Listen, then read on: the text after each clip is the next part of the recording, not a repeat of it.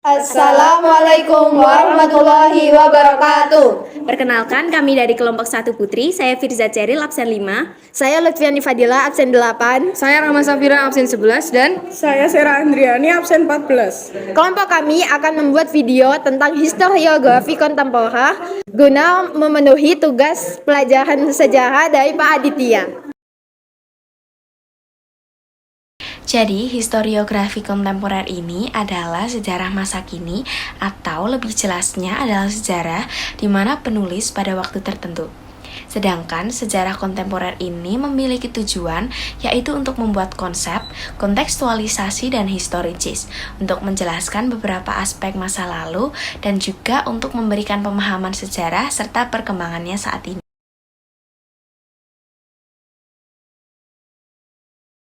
Pemerintahan Presiden Habibie. Jadi pada saat itu, Presiden Habibie segera membentuk sebuah kabinet yang salah satu tugas pentingnya adalah kembali mendapatkan dukungan dari dana moneter internasional dan komunitas negara-negara donor untuk melakukan program pemulihan ekonomi. Beliau juga membebaskan para tahanan politik dan mengurangi kontrol pada kebebasan berpendapat dan kegiatan organisasi. Pada tanggal 22 Mei tahun 1998, Presiden Republik Indonesia yang ketiga atau Baharudin Yusuf Habibie membentuk sebuah kabinet baru yang dinamakan Kabinet Reformasi Pembangunan. Beberapa hal yang telah dilakukan pada masa pemerintahan Habibie untuk memperbaiki perekonomian Indonesia. Yang pertama, merekapitulasi perbankan, merekonstruksi perekonomian Indonesia, melikuidasi beberapa bank bermasalah, menaikkan nilai tukar rupiah terhadap dolar Amerika Serikat hingga di bawah 10.000, dan mengimplementasikan reformasi ekonomi yang diisyaratkan oleh IMF. Yang pertama, Presiden Habibie sebagai pembuka sejarah perjalanan bangsa pada era reformasi. Presiden Habibie mengupayakan pelaksanaan politik Indonesia dalam kondisi yang transparan dan merencanakan pelaksanaan pemilihan umum yang bebas, rahasia, jujur, dan adil. Pemilihan umum yang diselenggarakan di bawah pemerintahan Presiden Habibie merupakan pemilihan umum yang telah bersifat demokratis. Kebebasan menyampaikan pendapat. Pada masa pemerintahan Habibie, orang bebas mengemukakan pendapatnya di muka umum.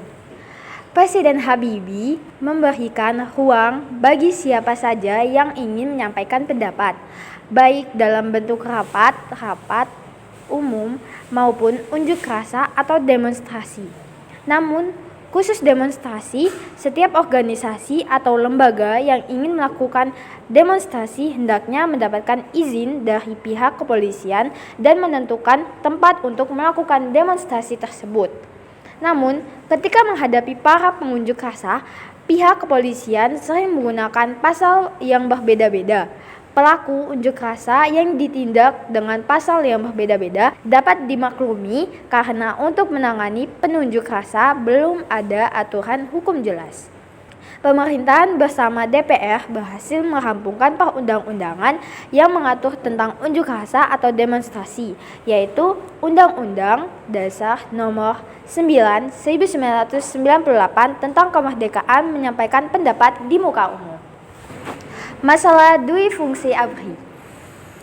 Menanggapi munculnya gugatan terhadap peran dui fungsi ABRI menyusul turunnya Soeharto dari kursi kepresidenan, ABRI melakukan langkah-langkah pembaharuan dalam perannya di bidang sosial politik. Langkah lain yang ditempuh adalah ABRI semula terdiri dari 4 angkatan, yaitu Angkatan Darat, Laut, Udara, serta Kepolisian RI. Namun, mulai tanggal 5 Mei 1999, Polri memisahkan diri dari ABRI dan kemudian berganti nama menjadi Kepolisian Negara.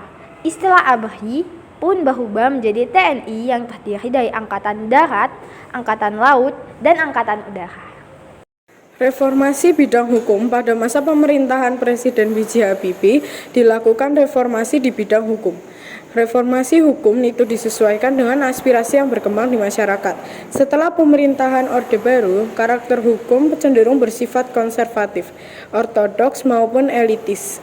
Sedangkan hukum ortodoks lebih tertutup terhadap kelompok-kelompok sosial maupun individu di dalam masyarakat. Produk hukum di masa pemerintahan Orde Baru sangat tidak mungkin untuk dapat menjamin atau memberikan perlindungan terhadap hak-hak asasi manusia. Berkembangnya demokrasi serta munculnya kreativitas masyarakat.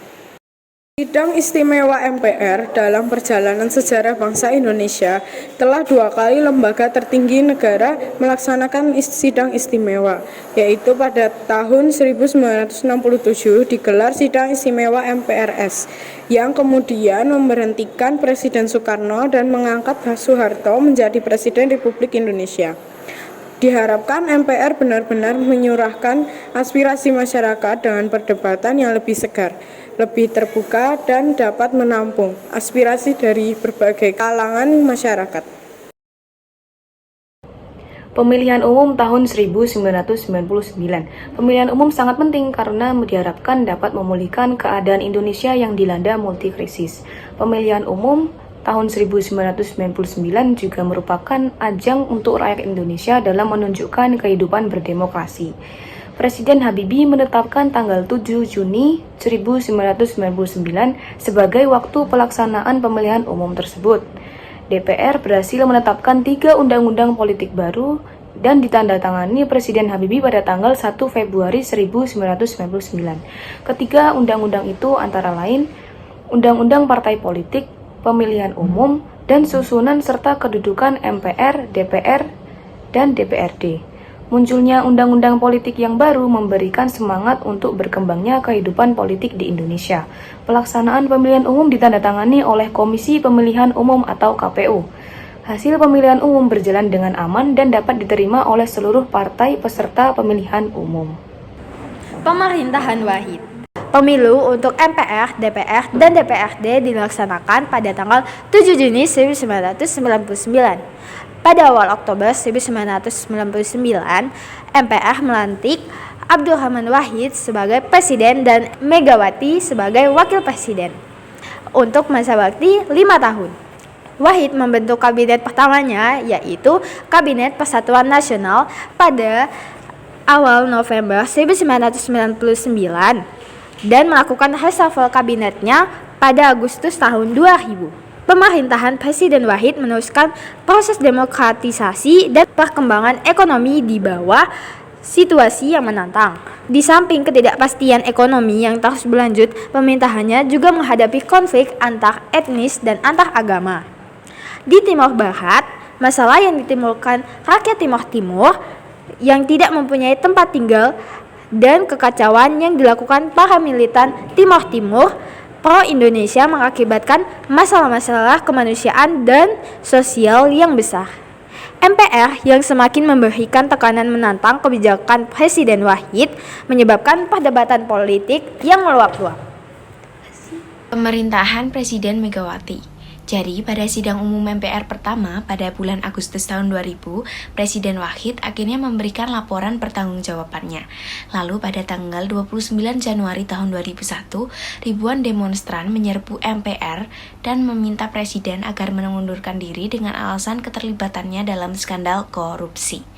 Di bawah tekanan dari MPR untuk memperbaiki manajemen dan koordinasi di dalam pemerintahannya, dia mengedarkan keputusan Presiden yang memberikan kekuasaan negara sehari-hari pada Wakil Presiden Megawati. Lalu Presiden Megawati mengambil alih jabatan Presiden tak lama kemudian. Kabinet pada masa pemerintahan Presiden Megawati disebut dengan Kabinet Gotong Royong. Pemerintah Yudhoyono.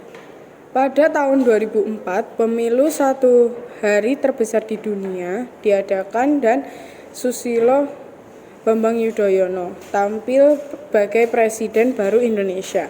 Pemerintah baru ini pada awal masa kejabatannya telah menerima berbagai cobaan dan tantangan besar, seperti gempa bumi besar di Aceh dan Nias pada Desember 2004 yang meluluh lantakan sebagai dari Aceh serta gempa bumi lain pada awal tahun 2005 yang mengguncang Sumatera. Pada 17 Juli tahun 2005, sebuah kesepakatan bersejarah berhasil dicapai antara pemerintah Indonesia dengan Gerakan Aceh Merdeka yang bertujuan mengakhiri konflik berkepanjangan selama 30 tahun di wilayah Aceh.